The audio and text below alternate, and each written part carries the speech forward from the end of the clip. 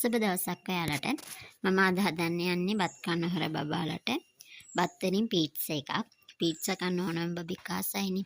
මේක පීට්සා කියලා දුන්නාම අපේ බබා වුණත් හරිම ආසාවෙන් කනවා. එහෙනම් අපි හදන විදිය බලමු.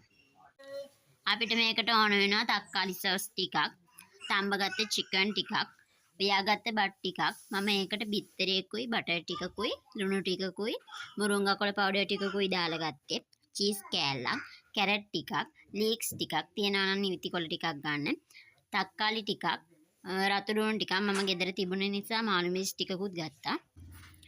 පෑන් එකක් ලිපේ තියලා ඒකට තෙල් ටිකක් හරි බටර් ටිකක් හරි දාලා අපි තඹගත්ත චිකන් ටික මුලින්ම ටිකක් ෆ්‍රයි කර ගන්න ඕන. ඒ ටික රන්වන් පාට වෙනකම් බැදුනට පස්සේ නිවිති කොළ නැතුව අනිත් එළවලු ටික ඔක්කොම දාලා හොඳට ටෙම්පරාදු කර ගන්න ඕන. විනාඩි 2-3ක් පියන වහලා ටිකක් ටෙම්පරාදු කරගන්න. ඒකටම කෑලි මිරිස් ටිකකුයි ලුණු ටිකකුයි දාන්න. කෑලි මිරිස් බබා සැර කන පදමට දාලා ගන්න.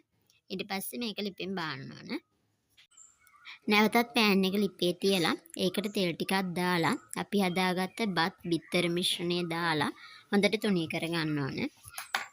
මේ බිත්තර මිශ්‍රණය උඩ ටිකක් තෙත ගතිය අඩු වුණාට පස්සේ ඒක උඩින් තක්කාලි සෝස් හොඳට ගා ගන්න. ඊට පස්සේ අපි හදාගත්ත එළවලු ටෙම්පරාදු උඩින් හැමතැනටම ඉහිරෙන විදියට දාලා චීස් කෑල්ල කෑලි කඩලා දා ගන්න ඕන. පියන වහලා ටිකක් වෙලා තියලා හොඳට ෆ්‍රයි වුණාට පස්සේ ලිපෙන් බාන්න.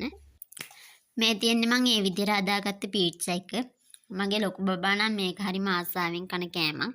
එයා සමහර දවස්වලට පෙරපාසා ගෙනියන්න බත් පීට්සා හදලා ඕන කියලා ඉල්ලලම අරන් යනවා. එයා හැබැයි චිකන් දාපුවම කන්නේ. ඒ නිසා මම එයාට චිකන් දාන්න නැතුව හදන්නේ.